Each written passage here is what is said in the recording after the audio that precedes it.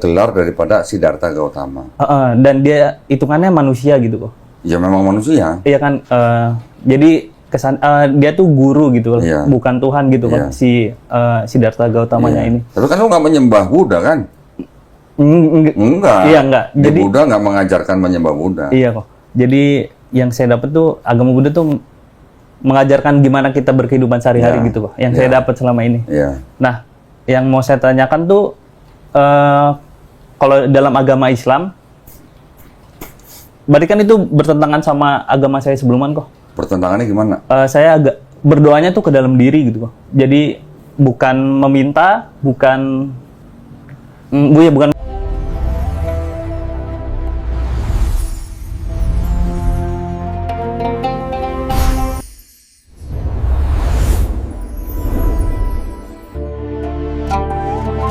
Apa namanya Ciputo katanya. Kita punya toko. Bener. Namanya Chandra siapa? Chandra Budianto kok. Chandra Budianto. C-nya Tan juga, berarti setan juga nih berarti. Yang setan siapa? Bokap. Iya dari bokap. Dari bokap. Oke. Nah, Chandra ini datang ke studio Qadar Mu'allaf Indonesia menyatakan keinginannya untuk memeluk agama Islam. Betul kok. Betul. Betul. Siapa yang nyuruh? Nggak ada yang nyuruh kok. Oh, nggak ada yang nyuruh. Alhamdulillah. Ya, kalau nggak ada yang nyuruh, alhamdulillah gue buka nih. Kalau ada yang nyuruh, gue nggak keluarin nih. Ya, karena sudah menginformasikan mau bersyahadat, jadi kita sudah siapkan sertifikatnya. Tolong pinjam KTP-nya, dicocokin nama dan nick ya. Karena nggak boleh beda satupun. Oke, Chandra Budianto, cek betul. Jakarta nicknya. 10 320 11 09 359. Apal ya? Betul. Apal ya? Nomor KTP-nya apal. Apa ya? Kebetulan. Sama mau. Sering isi form soalnya. Oh, pakai serius. Apa? Ini apa? Pinjaman online? Enggak juga, jangan. Kalau itu jangan. Oke, jangan ya. Oke, alhamdulillah. Ini kan udah disiapin. Itu si siapa? Melisa juga lagi siapin. Oke. Nah, seperti biasa ya. Saya cuma mau nanya alasan singkatnya mau masuk Islam kenapa? Karena sebenarnya setiap keputusan besar yang saya ambil kok, itu apalagi kalau keputusan besar itu saya bingung gitu ya. Bukan bingung sih, tapi keputusan besar yang saya nggak tahu harus gimana gitu. Itu saya nyerahin ke alam. Makanya saya alasannya itu petunjuk alam sama salah satu langkah saya buat membangun rumah tangga yang sama kok. Wih, kok udah tahu-tahuan sama aja lu? Ini udah belajar Islam kayaknya nih ya? Dengar-dengar aja juga. Ya, nonton siapa nih? Nonton Ustaz Hidayat nggak? Yang saya tonton sih Habib Jafar. Habib Jafar. Boleh. Karena dia ngebungkusnya itu dengan kadang komedi gitu. Oke. Ya lu juga harus agak luas ya. Iya, tonton aja semua ulama, tonton aja Ustaz Hidayat, Ustaz Abdul Somad, Ustaz Khalid, itu tonton aja semua. Nanti yang mana lo cocok, yang ini lo ambil. Iya benar. Ya? Keren juga lo ya, berarti udah belajar Islam ya. Alhamdulillah. Tapi maksud gua, bokap udah tahu? Bokap nyokap udah tahu? Sudah tahu. Sudah izin minggu lalu sih sebenarnya. Udah izin? Izin. Oh, diizinin? Diizinin. Oke. Alhamdulillah. Sebenarnya kalau mau masuk Islam, di Islam, itu nggak perlu izin siapa-siapa, kecuali izin Allah SWT. Oh, oke. Ya. Tapi kalau lu kasih tahu orang tua, itu bagus sekali. Ya, kalau lu bisa kasih tahu orang tua, bagus sekali. Apalagi kalau mereka sampai tidak marah, tidak menentang, itu bagus sekali. Dan berarti orang tua lu tuh keren-keren berarti. Wih. Ya. Oke, nggak apa-apa. Alasan singkatnya gitu. Lu menyerahkan ke alam berarti lu sama dia apa gimana dia? Enggak sih kok. Jadi kayak betapa gitu? Enggak. Jadi biarkan mengalir sebagaimana mestinya gitu. Oke. Nah, gini. Seperti biasa, gua harus nanya nih ke Chandra nih. Chandra ini mau memeluk agama Islam ini atas keputusan sendiri atau ada paksaan dari orang lain? Atas keputusan sendiri. Alhamdulillah. Nggak ada yang maksa. Itu nggak maksa itu ya? Enggak. Nggak ngerengek-ngerengek ya? Enggak kok. Enggak ya? Oke, alhamdulillah. Terus yang kedua, tadi udah dengar orang tuanya ternyata mengizinkan, ya walaupun nggak perlu minta izin orang tua, tapi orang tuanya nggak apa-apa, maksudnya nggak marah-marah ya? Enggak kok. Keren. Jadi saya cuma mau berpesan buat Chandra, habis syahadat ini, lu tunjukin ke orang tua lu sekarang lebih baik. Ya, kalau sebelum udah sayang, udah hormat, lu tunjukin lebih sayang, lebih hormat. Kalau lu udah sering ngasih makanan, tambahin lagi ngasih duit gitu. Ngasih duit lu jaga toko ya. Lu yang setor duit itu berarti. Benar. Oke, nggak apa-apa. Jadi yang ketiga di dalam Islam ada syariat. Pertama bersyahadat, ya. Yang kedua sholat, zakat, puasa, naik haji kalau mampu. Apakah Chandra berjanji untuk berusaha sebaik-baiknya menjalankan syariat ini? Berjanji. Alhamdulillah, keren. Udah pernah dengar rukun iman Yang dalam Islam? yang mana dulu? Beriman kepada Allah SWT, beriman kepada malaikat-malaikatnya, beriman kepada kitab-kitabnya, beriman kepada nabi-nabinya, beriman kepada hari akhir, dan beriman kepada qada dan qadar. Takdir, ada yang takdir mutlak dan takdir yang diusahakan. Belum pernah dengar sih. Belum pernah dengar ya? Baru dengar. 6 nih ya. Iya. Nanti lu nggak boleh menolak salah satu dari ini. Ya, untuk menjadi muslim lu harus beriman kepada 6-6-nya ini. Ya. Oke. Yang takdir itu, lu dulu sebelum lahir bisa nggak milih jadi orang Cina? Nggak bisa kok. Jadi Cindo maksudnya? Nggak bisa. Nggak bisa kan? Nah, itulah takdir mutlak. Oke. Ya, jadi lu udah ditakdirkan lahir di keluarga Cindo gitu. Kalau sekarang lu masuk Islam, alhamdulillah. Nah, nanti gua kasih tahu ya. Oke. Oke, ketiga. Tadi itu semuanya udah ini kan udah tahu ya. Udah pernah dengar kan 2 kalimat syahadat? Sudah kok kalau kalimat syahadat. Oke, udah tahu artinya? Tahu. Tahu. Tahu. Oke. Lu udah yakin dengan 2 kalimat itu? Yakin loh. Yakin. Udah terima dalam hati. Sudah. Lu mau ikhlas dengan 2 kalimat itu? Ikhlas. Ikhlas. Lu mau taat dengan 2 kalimat itu? Taat. Lu mau jujur dengan diri sendiri? Jujur kok. Terakhir, lu mau cinta nggak sama 2 kalimat itu? Kenapa kok? Cinta. Oh iya cinta. Kalau lu cinta, nanti lu ngejalanin Islamnya enteng. Dengan senang hati gitu. Senang hati, bener. Ya, alhamdulillah. Jadi nggak ada yang menghalangi Chandra lagi untuk bersyahadat. Sekarang, tolong baca ini di depan saya. Ya. Mulai dari sini dengan menyebut nama Allah yang Maha Kuasa, yang Maha Pengasih lagi Maha Penyayang. Sesungguhnya Quran surat Ali Imran ayat 19. Dengan ini saya sebutin nama, langsung ke sini aja. Agama sebelumnya, terus ke sini sampai 2 kalimat syahadat. Oke. Oke, habis itu baru saya tuntun syahadat. Oke. Kalau udah siap, silakan. Nggak usah berdiri dulu aja. Oke kok. Dengan menyebut nama Allah yang Maha Pengasih lagi Maha Penyayang, sesungguhnya agama di sisi Allah Islam adalah Sesungguhnya agama yang diridhoi. Sesungguhnya agama di sisi Allah ialah Islam. Ini dibaca. Sesungguhnya agama yang diridhoi. Oh, oke kok. Sesungguhnya agama yang diridai di sisi Allah ialah Islam. Dengan ini Quran surat Ali. Oh, itu dibaca juga. Oke kok. Sesungguhnya agama yang diridai di sisi Allah ialah Islam. Quran surah Ali Imran ayat 19. Ya. Dengan ini saya Chandra Budianto dengan agama sebelumnya agama Buddha, dengan kesadaran dan keikhlasan sendiri tanpa ada paksaan dari siapapun di hadapan pembimbing dan para saksi, saya telah melepaskan agama yang semula dianut dan selanjutnya memeluk agama Islam dengan mengucap 2 kalimat syahadat. Sekarang kita salaman. Bismillahirrahmanirrahim. Bismillah. Ikuti 2 kalimat syahadat yang akan saya ucapkan dalam bahasa Arab. Ya. Nanti kita lanjutkan dengan bahasa Indonesia. Oke. Ya. Bismillahirrahmanirrahim. Asyhadu alla ilaha illallah wa asyhadu anna Muhammadan Rasulullah. Aku bersaksi tiada yang layak disembah selain Allah. Dan aku bersaksi Nabi Muhammad adalah utusan Allah. Muslim loh. Ya. Alhamdulillah. Alhamdulillah. Ada muslim. Iya, kok. Ya, alhamdulillah. Peluk dulu dong. Iya. Semoga istiqomah ya. Iya, Pak. Waduh, Cina muslim nih namanya. Sekarang jadi cilim berarti. Masya Allah. Alhamdulillah. Sebentar ya, gua ambilin bolpen. Iya kok. Pernah ngimpi nggak lu jadi muslim? Nggak pernah sih kok. Nggak pernah kebayang juga kok. Benar. Iya kok. Tanda tangan di atas materai, tulis nama. Ya. Oke. Nggak bawa foto ya? Nggak bohong kok. Nggak apa-apa.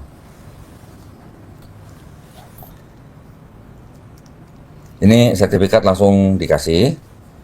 Nanti pulang tempel foto, yang foto sendiri, jangan foto berdua. Ya. Dilaminating boleh biar nggak gampang rusak. Secepatnya lu ke kelurahan, bawa KTP, bawa ini, sama bawa KK.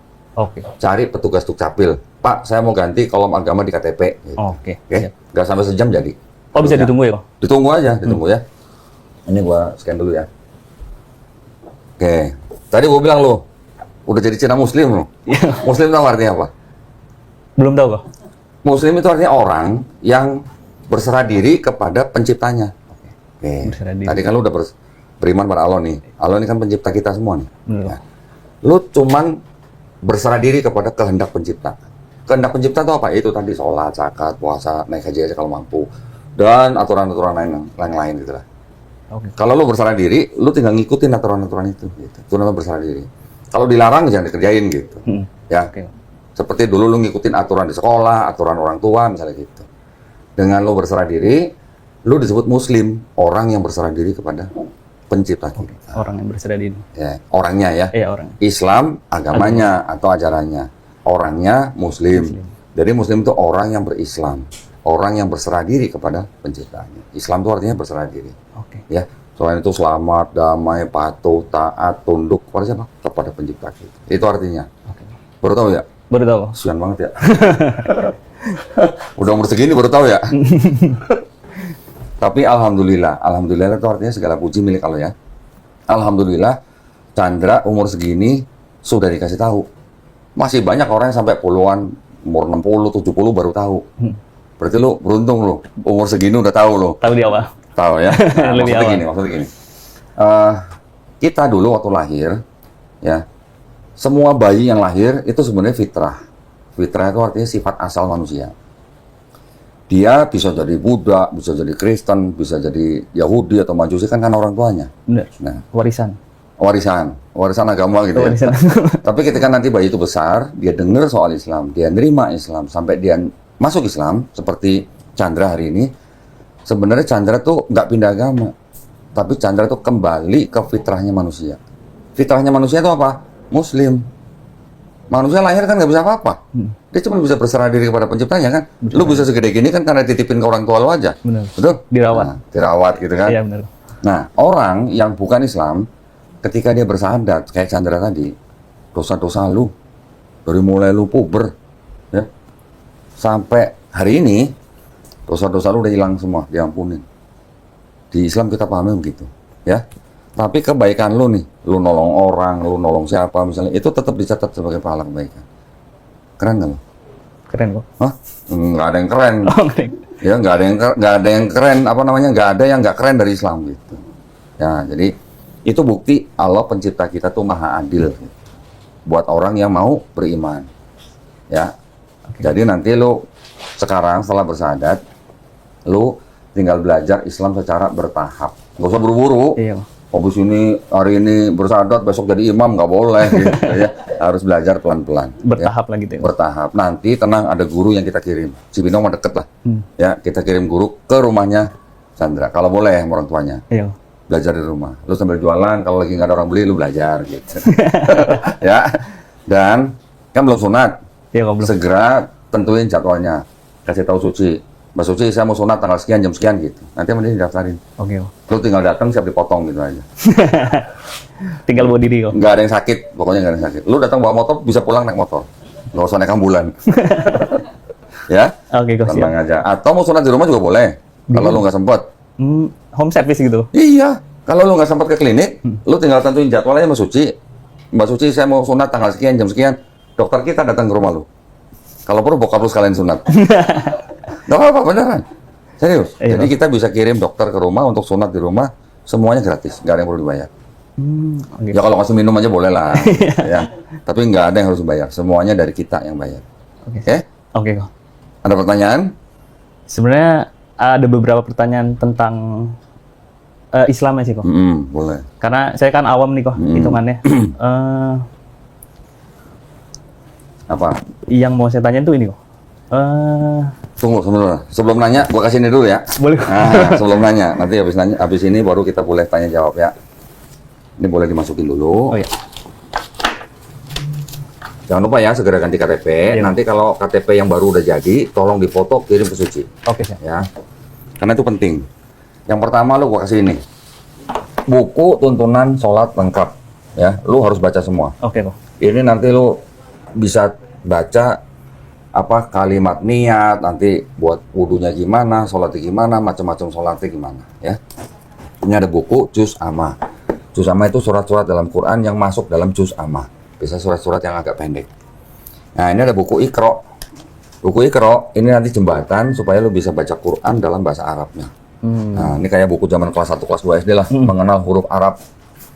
Ada yang ngajarin, tenang aja. Nanti gurunya datang ke rumah, ngajarin. Dari mulai mengenal huruf, hafal, baca, nanti ada panjang pendek, kalau disambung gimana, gitu. Kalau lu udah lulus ini, nanti lu akan bisa baca Quran dalam bahasa Arabnya. Oke, Tapi yang di sini juga ada terjemahnya. Selama lu belajar, lu mau baca terjemahnya boleh. Oke, kok. Tapi sebagai muslim tolong diingat, jangan sembarangan pegang mushaf Quran, jangan juga sembarang taruh. Kalau mau pegang, mau baca, lu dalam keadaan berwudu, ya. Terus jangan taruh sembarangan. Oke, jangan lupa nanti juga pulang, lu namanya mandi besar.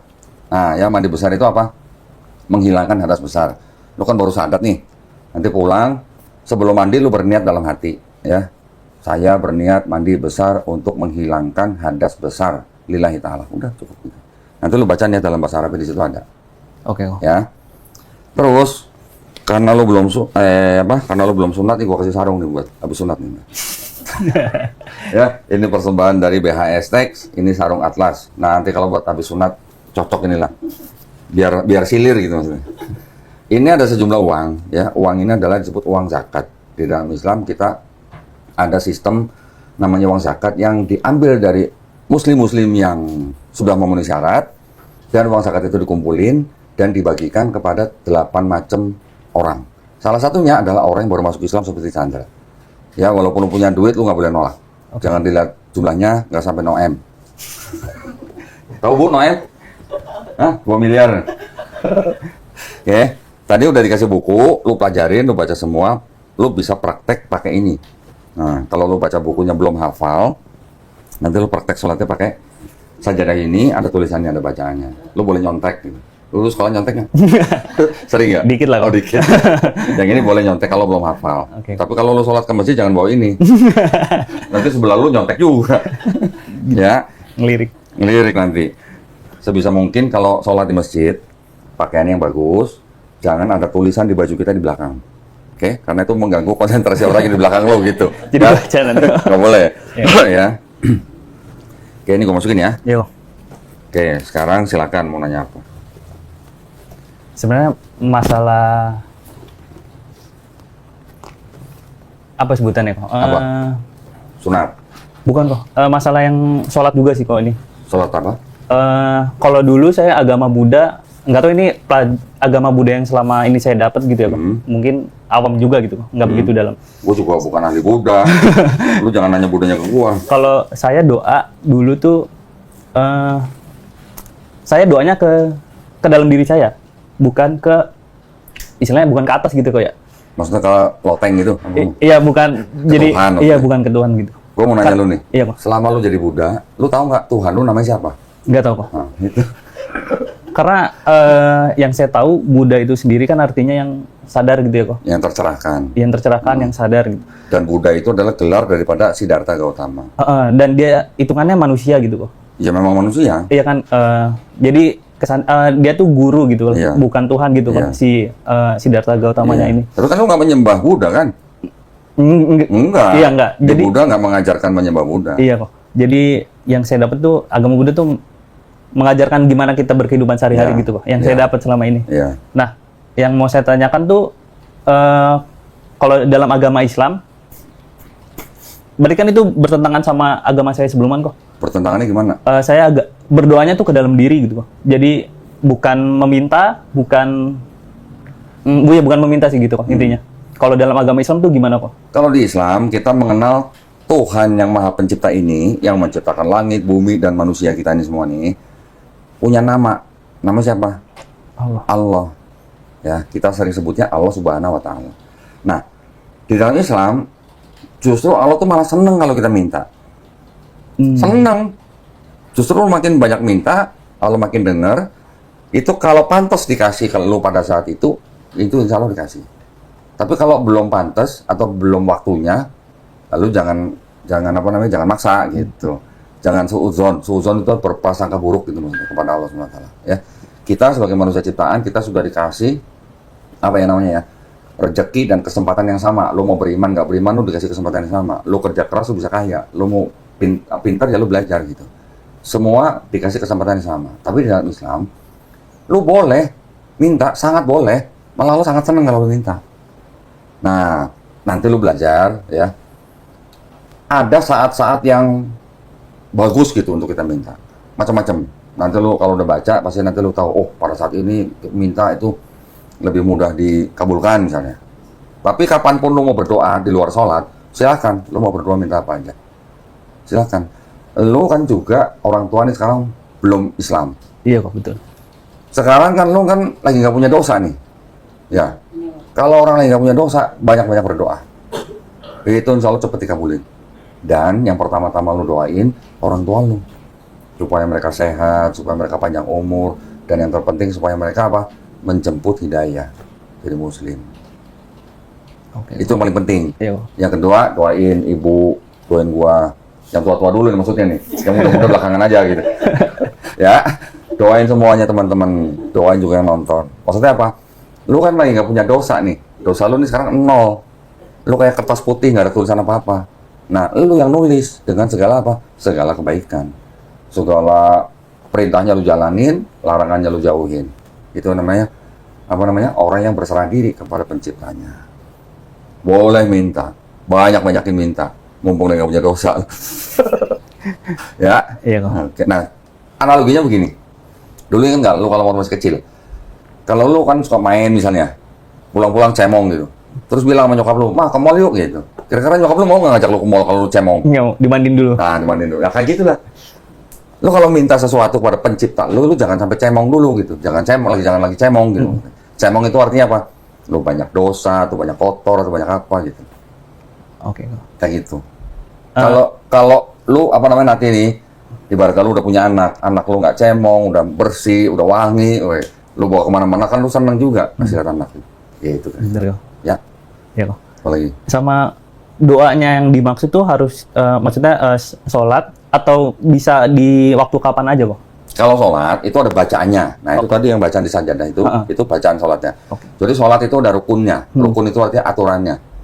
Gerakan pertama gimana, bacaannya gimana, nanti baca surat apa, gerakan begini bacanya apa, pada waktu sujud bacaannya apa, itu semua ada di buku. Ya, lu boleh pada waktu sholat nih, lu boleh meminta sesuatu ketika lu sedang sujud. Sujud itu artinya ketika muka lu sedang di lantai. Tapi pada saat sujud itu, lu minta sesuatu apa yang lu mau itu jangan bersuara dalam hati. Tapi kalau di luar sholat atau setelah sholat, habis lu baca zikir, misalnya udah selesai, lu mau doa, mau pakai suara pun boleh. Tapi jangan teriak-teriak di masjid, gitu maksudnya. Ya, lu boleh. Di luar sholat, lu boleh dengan bahasa lu sendiri minta pada Allah SWT. Tapi kalau dalam sholat, lu hanya boleh minta ketika lu sedang sujud, dan itu pun dalam hati. Jangan pakai suara, jangan dikeluarkan di mulut gitu maksudnya. Gitu. Okay. Ya, kalau sholat ada bacaan sendiri, di luar sholat, silakan lu mau doa dengan bahasa lu apa. Gitu. Mau pakai bahasa Inggris juga boleh. Mau pakai bahasa Cina juga boleh. Ya? Oke kok. Apa lagi ya? Sakit nggak sunat gitu? Oh, kalau itu nggak pusing juga. Nggak sakit, tenang aja.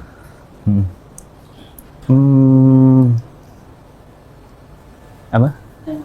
Oh. Tapi saya udah berapa lama ya nggak makan babi juga sih. Oh, gitu. Tapi saya jadi ingat saya mau nanya ini. Biasa makan apa lu? Babi hong ya? Babi panggang sih kok. Oh, babi panggang. Enak itu, Bu. Udah nggak boleh ya? Iya, tapi saya udah lama kok, udah berapa ya? Hampir setahun kayaknya udah lama. Oke. Apa lagi? Dalam Islam kenapa nggak boleh makan babi? Nah, gue jawabannya nggak usah repot-repot ya. Iya, gue nggak akan menjawab di daging babi begini. Gue nggak usah jawab itulah. Iya. Kenapa Muslim nggak boleh makan daging babi? Iya. Karena itu perintah Allah. Udah selesai. Sekarang menciptakan manusia, nggak usah deh. Yang menciptakan langit, bumi, manusia dan hewan siapa? Allah kan? Berarti yang paling tahu siapa? Allah juga. Jadi kalau yang paling tahu ngelarang kita makan itu, ya sudah ikutin aja. Ya. Tapi kalau sampai misalnya, lu suka naik gunung nggak? Kadang naik gunung. Misalnya lu lagi naik gunung nih, misalnya kepisah sama teman-teman lu nih, atau lagi sama teman-teman lu, nggak ada yang bisa dimakan kecuali babi. Boleh nggak dimakan? Boleh. Kalau terpaksa ya. Kalau terpaksa supaya lu nggak kelaparan, supaya lu nggak mati, baru lu boleh makan. Tapi selama lu ada opsi lain, bisa makan yang lain, itu nggak boleh. Sekarang lu seneng ikan nggak? Doyan kok. Doyan. Punya akuarium nggak? Nggak punya. Nggak punya. Lo kalau miara akuarium, biasanya orang masangnya kan, naruhnya kan ikan yang bagus-bagus kan. Tapi selain ikan yang bagus-bagus, biasanya orang juga naruh ikan sapu-sapu. Tahu kan? Iya tahu kok. Yang buat apa ikan sapu-sapu? Bersih-bersih. Bersih-bersih. Nah itulah babi kayak gitu. Mungkin ya, ini walau alam nih. Tapi menurut pemahaman kita orang Islam, mungkin Allah Subhanahu Wa Taala melarang kita makan babi karena babi itu binatang untuk bersih-bersih gitu. Apa jadi makan gitu. Lah kotorannya sendiri jadi makan. Gitu. Iya kok. Ya. Oke. Mikirnya nggak usah terlalu jauh, nggak usah melebar. Pokoknya kalau kenapa lu nggak boleh makan itu? Perintah Allah, udah selesai. Kenapa lu ikutin? Karena dia yang paling tahu, dia pencipta gitu. Ya. Ya. Jadi kalau di Islam, kita nanti kan lu baca Quran nih. Lu sebelum bisa baca Quran dalam bahasa Arab, lu baca terjemahnya dulu. Jadi kalau paham nih. Dan usahakan selalu setiap kali baca Quran walaupun terjemahan, lu tahu konteksnya. Dia lagi ngomongin apa sih? Gitu. Jadi lu paham yang diomongin, gak cuma baca 1-2 ayat loncat, 1-2 ayat loncat, itu jangan. Kalau lu paham konteks, nanti lu apa yang diomongin dalam Quran tuh bisa nancep gitu di otak. Oke. Ya. Baik. Sama ini, saya di rumah punya anjing kok. Anjing. Kalau yang saya tahu kan kalau anjing tuh nggak salah najis ya kok. Air liurnya. Oh air liurnya, bukan anjingnya. Bukan anjing. Maksudnya kalau lu pegang palanya nggak kena air liurnya nggak apa-apa. Itu gimana kok? Nggak masalah tapi kan berarti ya kok? Gini, kalau di Indonesia memang kita mengikuti mazhab yang agak keras. Sebenarnya agak keras nih, mazhab di Indonesia ini agak keras. Jadi kalau masalah anjing, kita selalu menggunakan hadis yang apa? Kita boleh memelihara anjing kalau anjing itu untuk pertama jaga rumah, berarti kan di luar. Yang kedua, kalau anjing itu untuk berburu, gitu. Tapi kalau dipelihara, tidur di kasur, peluk-pelukan, nah itu yang nggak umum di Indonesia. Di negara lain mungkin ada yang ngikutin mazhab lain, ya mereka yang melihara anjing di dalam rumah mungkin mereka mazhabnya agak beda, ada juga yang begitu. Ya kita hargain aja perbedaan pendapat ulama, kita hargain aja.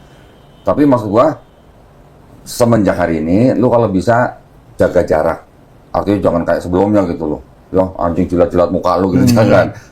Juga kalau maksudnya dalam arti bukan berarti lu nggak boleh senggolan sama anjing, tapi lu hati-hati jangan sampai air liurnya kena lu atau pakaian lu gitu.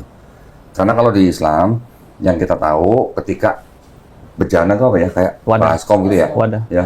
Kalau itu sampai kena air liur anjing atau dijilat anjing, kita harus cuci 7 kali. Yang sekalinya harus pakai tanah. Kenapa pakai tanah? Karena tanah yang bisa netralisir bakteri yang ada di air liur anjing. Tuh hebatnya Islam tuh. Kok bisa tahu-taunya tanah yang bisa netralisir bakteri-bakteri yang ada di air liur anjing. Itu sampai diteliti sama profesor tuh. Profesoran termasuk Islam itu. Ya, nah lu cuma perlu berhati-hati aja gitu. Okay. Kalau sekarang lu di rumah udah terbiasa melihara anjing, ya kalau bisa jangan terlalu bebas gitu lah. Atau lu sendiri yang ngatur jarak gitu lah. Ya. Oke, kok. Boleh diskusi nggak kok? Boleh. Oh boleh kok. Saya bukan mendebat kayak gitu. Nggak apa-apa. Maksudnya saya mau tukar pikiran sama Kodondi. Sebenarnya ada hewan lain nggak kok selain anjing yang air liurnya najis? Apa semua hewan lain juga itu air liurnya najis kok? Kayaknya enggak.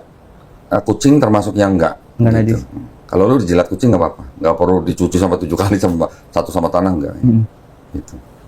Lu nanti tinggal baca lah. Ya, lu belajar santai belajarnya step by step gitu. Okay. Tenang aja, orang yang baru syahadat kayak Chandra ini seperti orang yang dikasih grace period gitu. Apa lu? Grace period tau nggak? Halaman baru. Masa tenggang gitu. Iya, masa tenggang. Masa tenggang buat apa? Buat belajar gitu. Jadi misalnya, kan nggak semua orang tua seperti orang tua Chandra nih. Ada orang tua yang melarang anaknya pindah agama, bahkan ada yang melarang dia sampai sholat di rumah. Ini gue sekarang lagi nampung nih, mualaf nih di sini. Karena nggak boleh sholat di rumahnya sama orang tuanya. Jadi ada keluar dari rumah, ada yang sampai begitu. Jadi maksud gua, hal-hal seperti itu Allah Maha tahu. Ya, Allah tahu lah istilahnya kita punya kesulitan apa. Tapi kalau kita tetap istiqomah, kita konsisten, Allah pasti buka jalan. Gitu. Nah, Chandra lu beruntung banget, orang tua lu gak ada masalah. Gitu. Nanti bahkan ada yang dipasung. Karena mualaf. Karena masuk Islam. Bahkan ada yang dipotong jarinya. Sampai begitu. Bukan orang tua berarti kan? Nggak tahu. Nggak tahu bisa begitu ya. Iya. Masalah lain beda-beda. Iya. Tapi Chandra ini beruntung banget punya orang tua begitu. Sekarang tinggal belajar step by step. Tapi kita mintanya step by stepnya ini ada progres gitu. Jangan satu step sebulan baru belajar lagi, jangan. Step by step itu terus menerus dan ada progresnya. Nanti gurunya akan datang ke tempatnya yang Chandra tentukan. Mau di rumah boleh, mau di masjid boleh, mau di rumah teman boleh. Gurunya akan datang sebanyak 32 kali datang. Dan nggak ada yang harus bayar. Nanti gurunya tuh ngajarin Chandra menjalankan Islam. Dan mengajari Islam dari A sampai Z gitu. Menjalankan lah ya. Nggak sampai belajar ilmu hadis enggak. Tapi menjalankan Islamnya dengan benar gitu. Nanti lu sholat praktek depan gurunya, nanti kalau nggak salah dikoreksi gitu. Sampai dia ngajarin lu baca Quran. Nah, 32 kali pertemuan itu lo harus manfaatkan sebaik-baiknya. Kalau lo fokus dan serius, 32 kali pertemuan, insya Allah udah bisa baca Quran. Ya walaupun terbata-bata lah ya. Nanti kalau mau terus, mau manggil guru sendiri, monggo gitu. Lagi? Okay. Pokoknya jangan khawatir, ada kita yang membina gitu. Oke, siap kok. Lu juga jangan sungkan-sungkan, nanti kalau gurunya datang lu tanya-tanya aja semuanya. Nanti kalau gurunya nggak bisa jawab, dia akan tanya misalnya ke gua nggak bisa jawab, nanti gua tanya guru gua gitu. Semua ada jawabannya, insya Allah di Islam. Oke. Lagi? Oh iya, sama ini kok. Apa? Masalah bocoran lo. Soalnya ini sebelumnya saya nanya ke dia kok. Oh gitu. Iya. Apa? Masalah kurban kok. Kurban. Kenapa? Di agama saya yang sebelumnya, yang saya dapat itu kan nggak boleh menyakiti makhluk hidup lah intinya ya kok. Ada cara nggak kok supaya saya dapat istilahnya apa ya? Pahala berkah, pahala atau berkah berkurban, tapi tanpa berkurban sendiri gitu, tanpa menyembelih hewan. Emang lu bisa menyembelih sapi atau kambing? Nggak bisa kok. Udah kan ada orang tinggal bayar aja. Nanti orang itu menyembelih buat lu gitu. Ada. Tapi kan kalau nggak tahu ya, di pikiran saya ngasih sapi atau kambing buat istilahnya disembelih, dibunuh lah gitu ya kok. Itu nggak boleh. Dulu di agama lu nggak boleh ya? Saya agak ada yang ganjel di hati saya gitu kok. Itu ada cara lain nggak kok buat dapetin berkah atau? Ya udah kalau lu nggak mau sapi ya kambing gitu. beda hewan aja. Kalau kamu kambing ya sapi gitu. Kenapa? Ada latar belakang itu soalnya. Atau ada pemahaman sendiri bahwa lu nggak mau nyakitin binatang seperti itu? Mungkin karena nggak tahu itu ajaran itu nempel di saya. Maksud saya ngena di saya. Vegan? Gitu. Saya nggak vegan juga tapi. Nah, terus makan apa? Makan hewan. Ya ayam makan juga. Daging saya juga masih makan gitu. Nah, kenapa lu makan daging tapi lu nggak mau nyembelih sapi? Kalau menyembelih sapi atau berkurban kan kita yang memberikan hewan itu buat disembelih gitu. Iya. Sedangkan kalau saya makan daging, saya kan nggak lihat nyembelihnya, nggak minta buat disembelih juga. Tapi intinya sama sih kalau disembelih juga. Iyalah, lu beli ayam di pasar kan juga sembelih juga. Cuman ada ganjel di hati aja kok. Kalau saya yang memberikan hewan itu buat disembelih gitu. Oh, kalau gitu lu transfer dulu ke dia, suruh dia yang beli. Sebenarnya yang mau saya tanyakan tuh ada cara lain nggak kok buat dapat berkah yang sama, tapi tanpa berkurban gitu? Tanpa berkurban? Tanpa menyembelih gitu. Tanpa menyembelih? Maksudnya dia apa? Tanpa ngasih gitu? Tanpa menyakiti si hewan kurbannya gitu. Ini gua kasih tau ya. Di Islam itu ada tata cara menyembelih. Ya. Nggak boleh tuh lu mau nyembelih tuh langsung. Bukan langsung, maksudnya pisau atau goloknya tuh yang nggak tajam gitu. Harus ditajemin dan nggak boleh lu tajemin pisau itu di depan sapi. Sapi aja nggak boleh ngelihat kita lagi najemin golok. Kenapa? Supaya sapi itu nggak stres. Dan ketika kita menyembelih sapi itu, kita harus benar-benar pisau ini tajam supaya sekali sembelih itu selesai. Jangan sampai menderita gitu di sembelihnya gitu maksudnya. Itu di Islam sampai diajarin begitu. Ya, tapi maksudnya di Islam, oke, ada orang yang jadi vegan, nggak mau daging. Tapi lu sendiri kan juga nggak vegan. Artinya manusia sebenarnya kan juga butuh gizi dari binatang, dari hewan. Kalau lu bilang, kita tidak boleh menyakiti binatang, itu betul. Betul. Gua dulu waktu baru belajar Islam, gua belajar ke seorang Habib. Pulang dari Habib itu, pulang sampai di rumah, ada semut nempel di tangan gua. Gua biasanya mah dulu gua matiin aja. Gitu ya? Ini cuma gua buang. Kenapa? Karena semut itu juga punya hak hidup kan. Nah, kita menyembelih atau membunuh binatang itu untuk kita makan itu memang diizinkan Allah Ta'ala, karena kita juga butuh gizi dari hewan. Tapi kan nggak apa namanya, bukan nyiksa binatangnya, menyembelihnya pun ada tata caranya gitu. Dan ini kalau mau ngikutin yang agak ketat nih ya, kita orang Islam nggak boleh makan binatang, ya walaupun binatang itu boleh disembelih, kalau menyembelihnya tidak Islami. Itu. Jadi ini kalau ngikutin yang agak keras nih. Habib gua dulu begitu. Dia kalau mau makan ayam harus dia sendiri nyembelih gitu.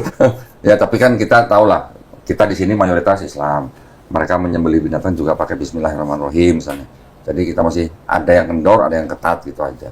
Tapi di Islam kita mau menyembelih hewan aja kita diajarin supaya kita tidak bikin hewan itu stres dan bikin supaya penyembelihan itu cepat supaya hewan itu tidak tersiksa. Tenang aja. Itu yang sudah biasa nyembelih hewan itu udah tahu caranya, lu nggak usah mikirin, udah gitu aja. Lu jangan mikirin sapi itu kesakitan gitu, nggak usah mikir gitu. Enggak, insya Allah diusahakan hewan yang disembelih itu tidak merasa kesakitan. Oke. Menjawab nggak? Atau ada yang kurang?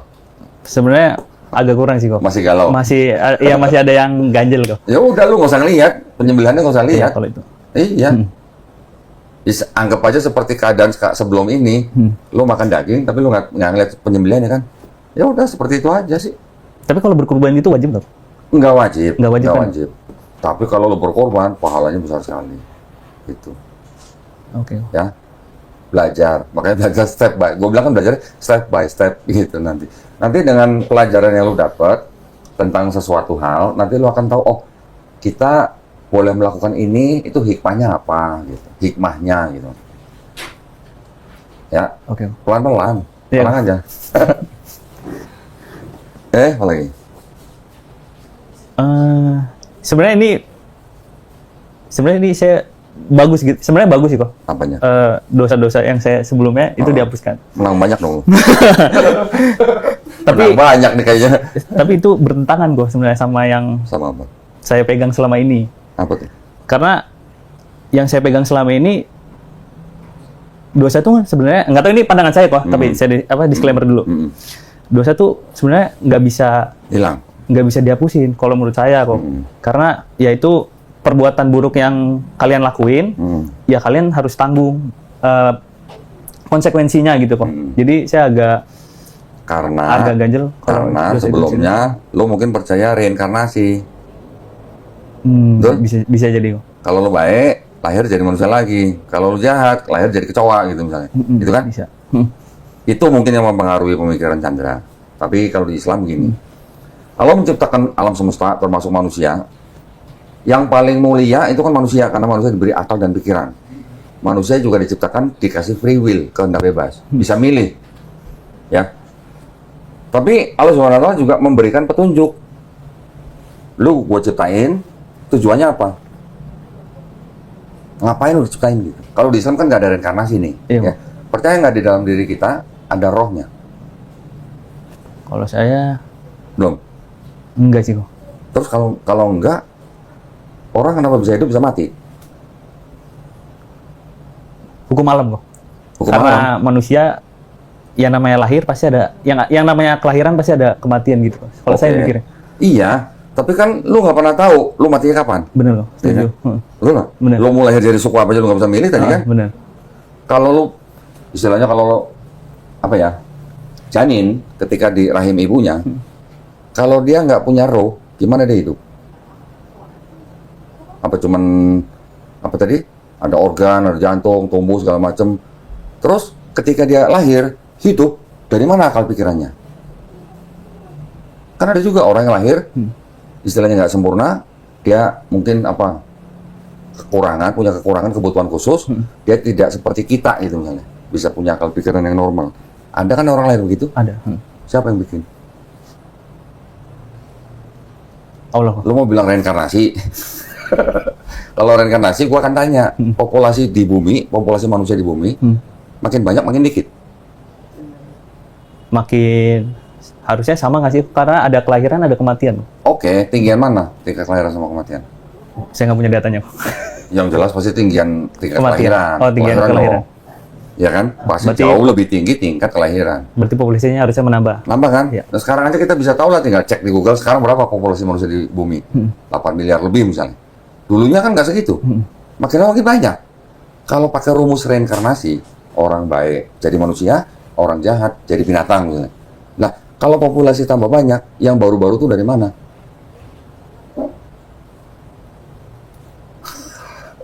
Saya nggak bisa jawab. Sama, aku juga dulu nggak bisa jawab. Iya. Oke, aku cari yang lain. Maksudnya? Ya, tapi maksudnya gini. Kita di Islam percaya bahwa setiap manusia itu di dalamnya ada roh. Roh itu adalah energi. Energi yang menghidupkan orang itu. Orang itu hidupnya bagaimana, lahirnya bagaimana, matinya kapan, rezekinya udah ditakdir, itu semua udah takdir dari Allah. Sebelum kita jadi manusia, Allah kan sudah menciptakan roh kita nih, ya. Kita dulu hidup di alam roh.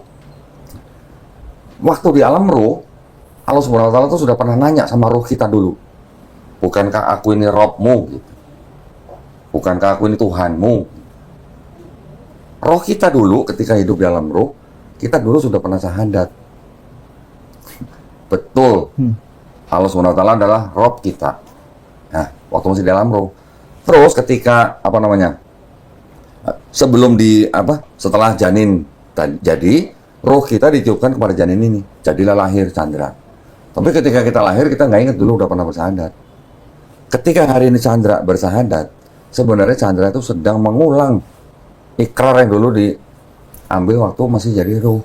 Gitu. Nah, di Islam itu kita mengenal alam-alam tahapan gitu ya. Pertama kita dulu jadi roh di alam roh.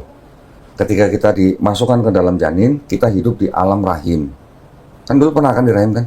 Pernah. 9 bulan lebih kan? Nah, itu alam rahim. Ketika lahir, kita sekarang ini sedang hidup di alam dunia. Nanti kalau kita mati, kita berpindah ke alam kubur, atau alam barzah. Nanti kita menunggu sampai kiamat. Nanti ada kebangkitan. Nanti kebangkitan ada penghisapan gitu. Nanti ada lagi macam-macam sampai ke tahap yang akhir itu di Telaga Kautsar, kita nanti melewati jembatan yang sepertujuh rambut manusia gitu tipisnya. Nah, itu kita tinggal tergantung amalan kita dulu di dunia. Kalau kita lulus jembatan itu, kita masuk surga. Nggak lulus, masuk neraka. Nah, tapi masuk gue gini. Tadi kan lu nanya, dosa itu sesuatu yang tidak bisa dihilangkan. Iya, Pak. Betul kan? Dulu waktu lu sekolah, pernah nggak dijewer sama guru lu? Pernah. Habis itu dikurung. Dijewer, diomelin Ya, gitu. dijewer, diomelin, dikurung. Selamanya apa dikeluarin? Habis itu dikeluarin. Berarti kesalahan lu Dimaafkan. udah selesai kan? Ketika lu dikeluarin kan udah selesai kan? Gue juga dulu pernah gitu, suruh duduk di ruang guru berapa jam gitu lah, dihukum gitu. Konsepnya dalam Islam, Allah SWT sudah menciptakan manusia, dikasih akal pikiran, dikasih free will.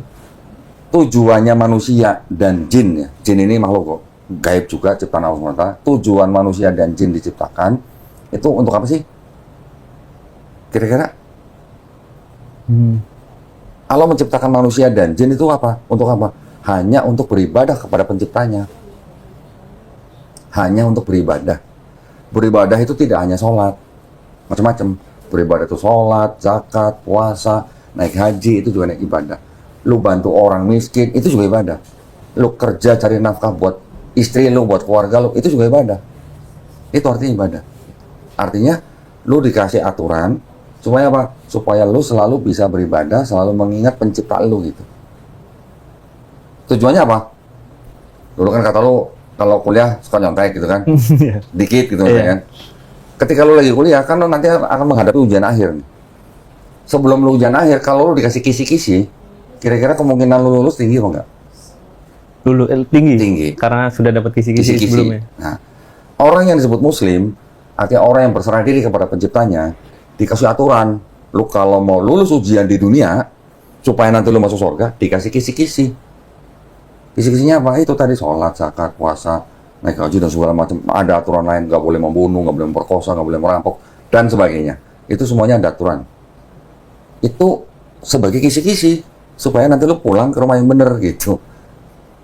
Maksudnya gitu. Iya, tujuan akhirnya. Tujuan akhir. Jadi kita sekarang di dunia, itu sekarang kita sebenarnya itu sedang dalam masa ujian. Ujiannya apa? Lu mau beriman nggak lu sama pencipta lu gitu. Dikasih free will. Dikasih free will. Tetap dikasih free will. Dikasih akal pikiran supaya lu bisa mencerna. Makanya orang yang nggak, artinya orang yang nggak, orang gila maksudnya, wajib sholat nggak? Ya enggak, karena kalau punya akal pikirannya masalah gitu. Yang akal pikirannya normal dikasih kewajiban. Makanya supaya apa? Nanti ketika hari akhir, nanti ketika kita ditanya, lu kan dulu udah pernah syahadat, udah pernah ikrar, gue nih Rob lu gitu. Kenapa di dunia lu nggak inget gitu, melenceng gitu istilahnya. Allah nggak mungkin menurunkan manusia tanpa petunjuk, gitu. Pasti dikasih petunjuk. Nah, udah dikasih petunjuk, nggak inget juga, salah siapa? Salah dia. Nah, salah dia sendiri lah gitu maksudnya. Ya, jadi tujuan Allah SWT mengambil ikrar kita ketika kita masih roh, supaya nanti di hari akhir kita nggak bisa ngeles gitu. Oke. Kan kita nggak tahu nih kapan kita mati. Bener kok, nggak ada yang tahu. Nggak ada yang tahu. Dan kita juga nggak tahu nanti setelah mati kemana kan. Iya kok. Ya dengan Quran itulah dikasih kisi-kisi. Kayak contoh lah, lu mau pergi kemana, lu nggak tahu tempat, lu pakai Google Map kan. Nah itulah kisi-kisinya lu, jadi nggak nyasar. Kasih petunjuk. Petunjuk. Nah Quran itulah petunjuk buat hidup kita. Supaya kita nggak nyasar gitu. Supaya nanti kalau kita ditanya di hari akhir, kita nggak ngeles. Iya bener, gue dulu waktu alam roh sudah bersyahadat, di alam dunia gue udah bersyahadat. Nggak bisa dong, gue harus kasih yang baik dong gitu. Jadi seolah-olah di Islam itu kita pahamnya gini, kita hidup di dunia nih kan banyak aturannya, nggak boleh gini, nggak boleh gini, nggak boleh gini, kebanyakan nggak bolehnya gitu. Supaya apa? Supaya berjalan harmonis. Nah, supaya nggak ngerugiin orang kan? Bener tuh. Ada yang namanya hak, ada yang namanya kewajiban. Kita juga nggak boleh ngerugiin orang, kan gitu. Berarti di Islam itu ada yang namanya hablum minallah, hubungan kita dengan pencipta kita. Apa? Yaitu sholat, zakat, segala macam, dengan ibadah yang diperintahkan. Tapi juga ada yang namanya hablum minanas, hubungan kita antar sesama manusia. Horizontal. Horizontalnya gitu. Kalau hablum minanas kita nih ada cacat, agama kita juga akan cacat. Jadi selain kita juga berusaha membina hubungan yang baik dengan pencipta kita, kita juga harus membina hubungan baik dengan manusia yang lain. Nggak boleh merugikan manusia lain. Makanya dalam Islam, sebaik-baiknya manusia adalah manusia yang bermanfaat buat orang lain. Dagang, nggak boleh curang gitu misalnya. Iya, Pak. Contoh misalnya ya, bukan karena lu punya toko nih. Setuju tapi kok. Ya itu maksudnya. Timbangan yang harus yang benar gitu. Bilangnya sekilo, nggak nyampe sekilo. Nah, jangan boleh ditambah-tambahin gitu, itu nggak boleh. Sekecil apapun kecurangan kita, itu sudah merupakan perbuatan zolim kepada orang lain. Setuju, itu nggak boleh. Lu makan kurma 1 biji yang bukan lu punya, lu sholat aja bisa ditolak gitu, ibaratnya. Ya, sedikit, walaupun cuma sedikit, itu menjadi perhitungan. Gitu. Sekarang, lu udah dikasih modal apa? Gak punya dosa. Gitu. Nah, mulai sekarang baru lu tulis tuh lembaran putih yang kosong itu. Dengan segala kebaikan, dengan ibadah yang baik, dan segala macam. Oke. Yang akan diperhitungkan tuh di hari akhirat itu yang catatan lu ini, yang lu catat ini gitu. Si lembar baru yang si lembar baru ini, lembar yang lain udah dibuang tempat sampah gitu.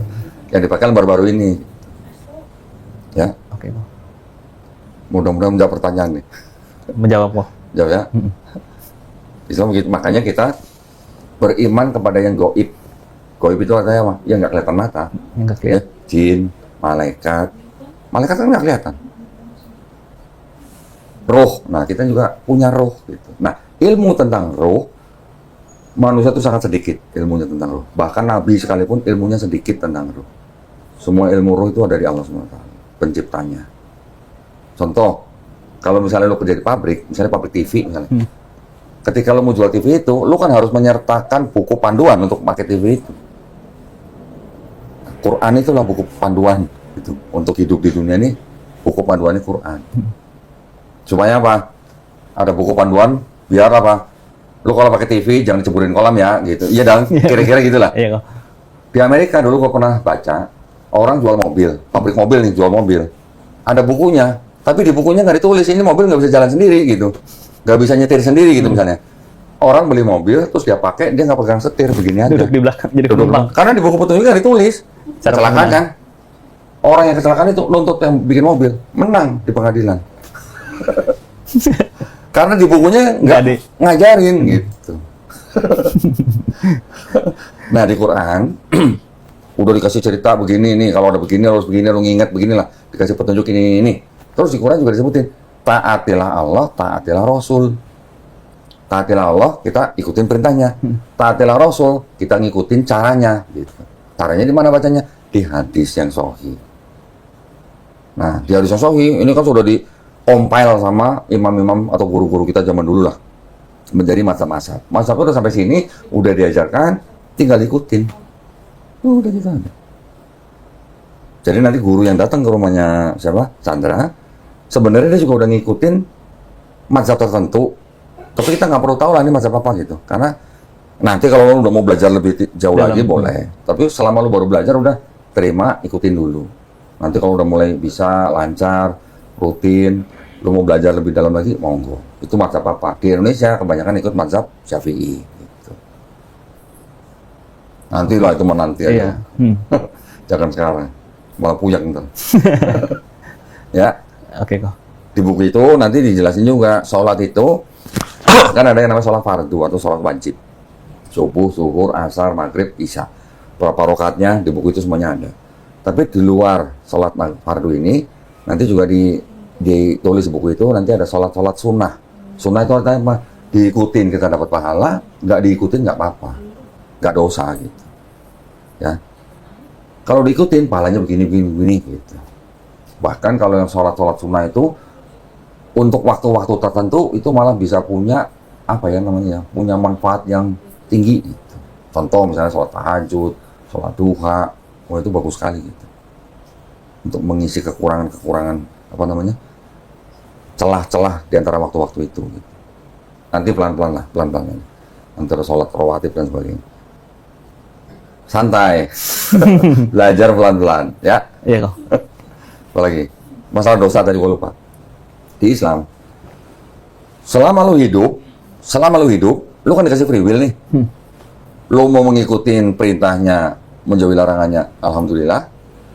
Lu mau melanggar, pilihan lu sendiri nih. Tapi selama lu hidup, lu dikasih kesempatan untuk apa? Bertobat. Bertobat itu artinya apa? Menyesali perbuatan kita yang salah dan tidak mengulangi lagi. Itu namanya bertobat. Orang yang bertobat kan minta ampun. Kalau diampuni sama Allah, ya sudah selesai. Nggak akan diperhitungkan lagi gitu. Itu namanya tobat.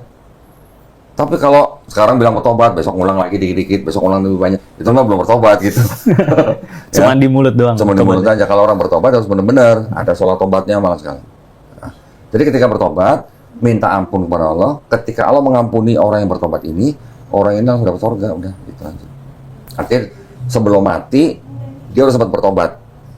Itu insya Allah diampuni.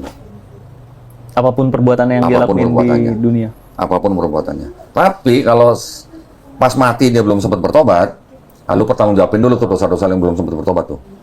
Pertanggungjawabannya di mana? Ya di neraka, dicelup-celup dikit lah. Dicelup 2 celup gitu lah. Tapi pada ujung-ujungnya dia tetap masuk surga. Cuman kapan masuk surganya, cuman Allah yang tahu.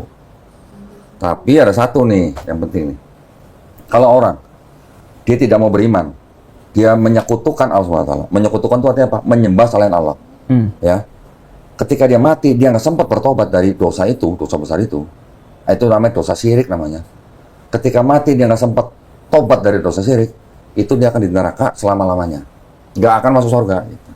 Tapi kalau orang yang bertauhid, beriman, tidak menyekutukan Allah SWT, walaupun dia punya dosa, mati belum sempat bertobat, nah secelup dulu lah. Tapi ujungnya tetap masuk surga. Itu di Islam. Jangan khawatir. Sekarang boro-boro nggak usah ngomongin nanti hari akhir. Lu baru syahadat aja dosa yang kemarin-kemarin udah dihilangin. Ibaratnya gitu. Iya. Gitu, ya. Lu mau beriman, semua dosa lu gua nganggep udah kayak gitulah contohnya. Berarti setelah lu bersyahadat, beriman, lu menjalani hidupnya. Nanti ketika di selama perjalanan hidup ini sampai kita mati ini di tengah-tengah ada dosa, ada apa namanya perbuatan yang melanggar perintah, segera bertobat. Udah selesai.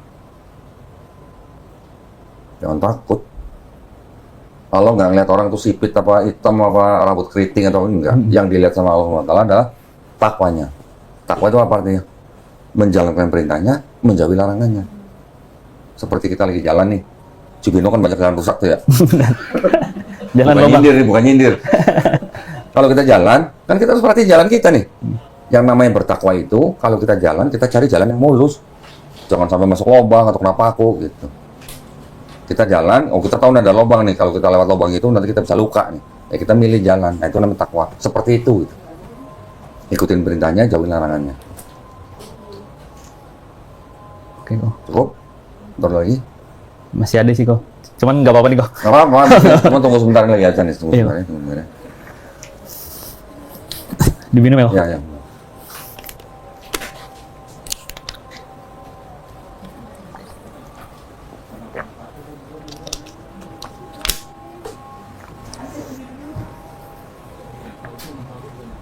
Berarti saudara juga udah tahu. Udah kok.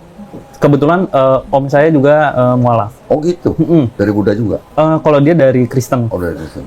Jadi adiknya mama. Masuk Islamnya kenapa? Menikah? Sama ayah kok, karena menikah. Sebenarnya itu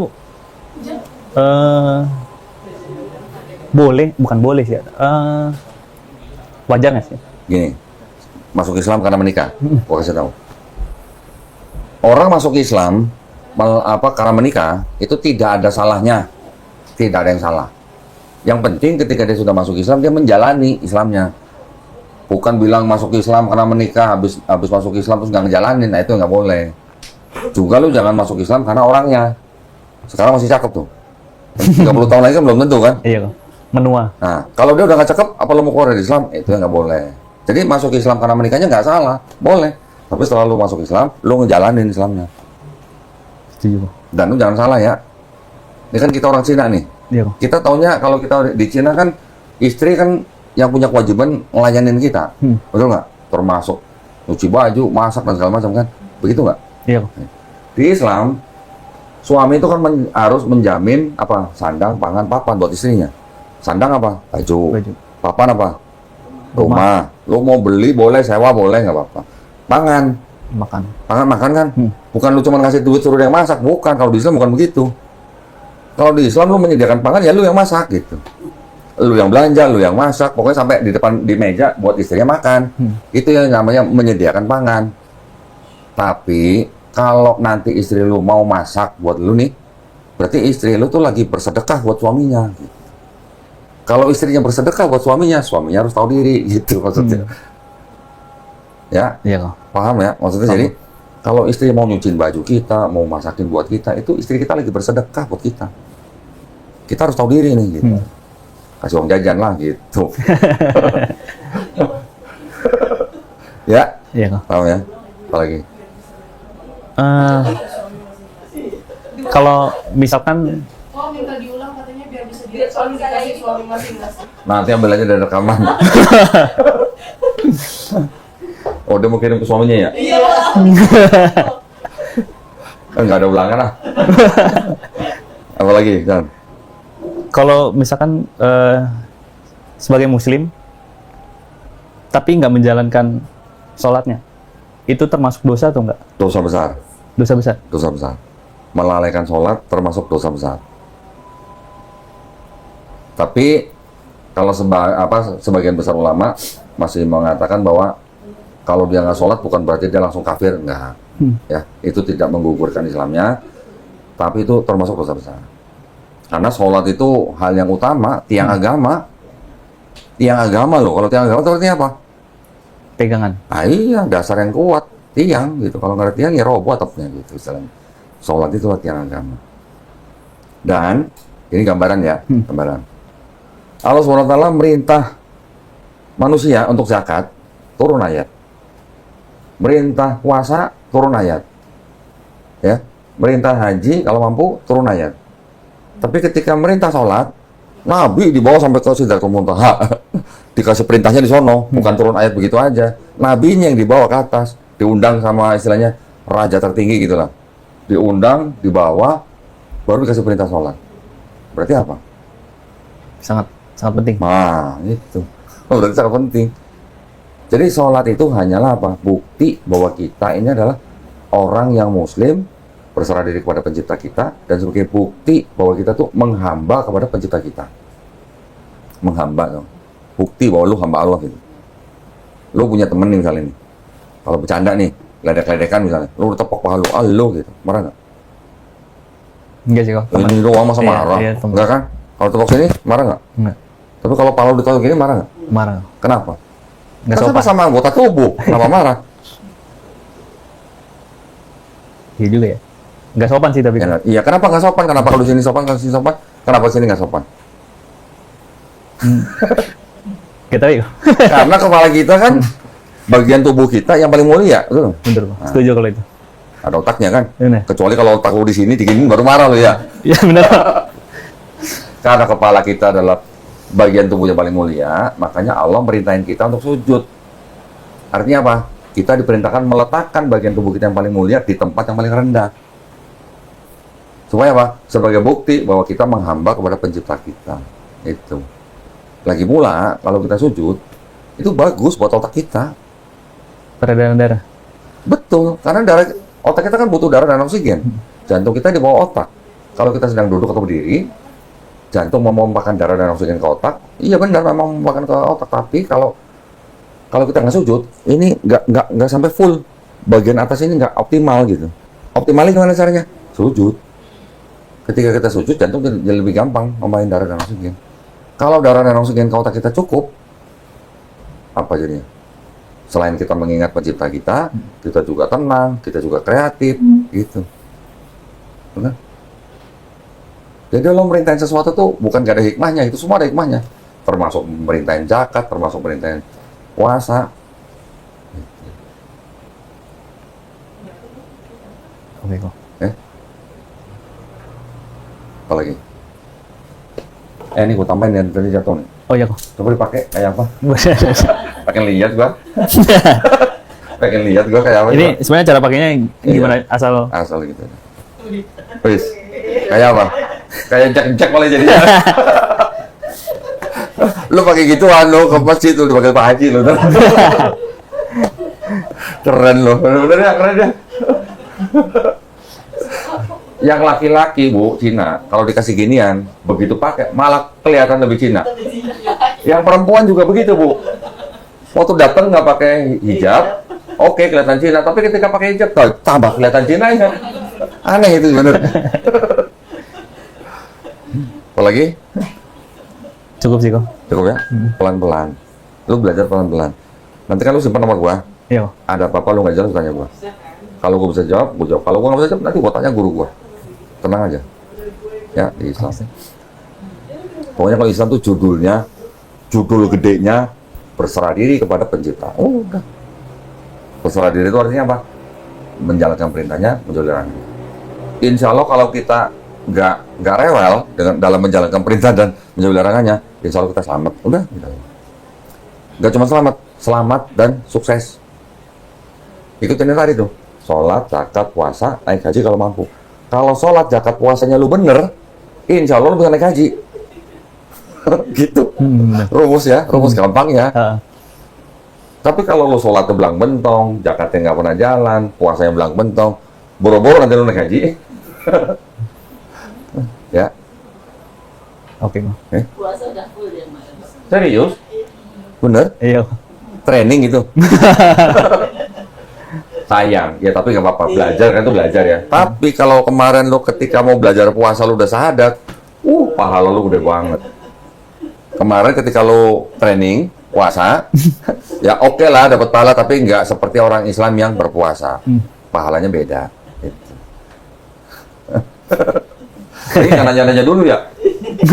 Harusnya sebelum puasa kemarin syahadat dulu. Wah, pahala lo gede banget. Karena ketika Ramadan nih, segala ibadah kita itu pahalanya didobelin, dilipat gandakan gitu.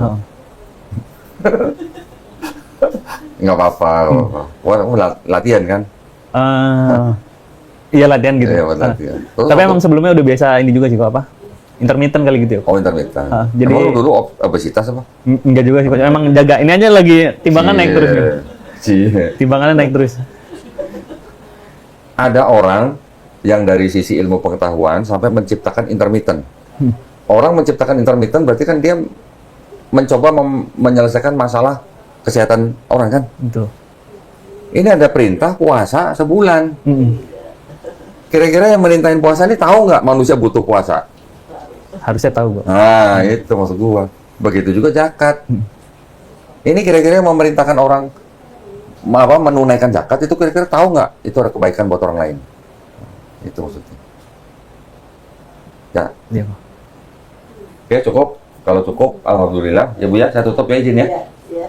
Alhamdulillah, sekarang di samping saya ada film nih, Cina Muslim.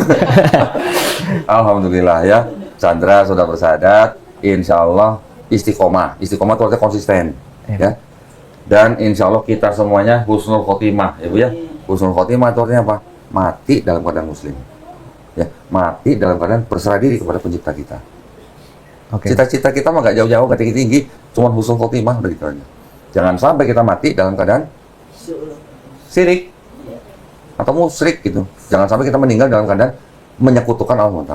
Karena kalau udah menyekutukan Allah SWT, selamanya di neraka. Gitu ya. Dan ingat, lo kan baru nih, benar-benar baru. Banyak-banyak berdoa buat orang tua lo. Supaya mereka insya Allah menjemput hidayah. Gua kasih tahu dari sekarang, ini mohon maaf ya. Selama mereka hidup, doain sebanyak-banyaknya. Tapi ketika mereka meninggal bukan dalam keadaan Islam, lu nggak boleh doain mereka. Nggak boleh doain. Ya itu karena apa? Karena roh itu tadi, roh. Kalau kita di sini manusia secara fisik, gua punya anak, gua punya orang tua, ya kan? Tapi kalau roh kan nggak ada.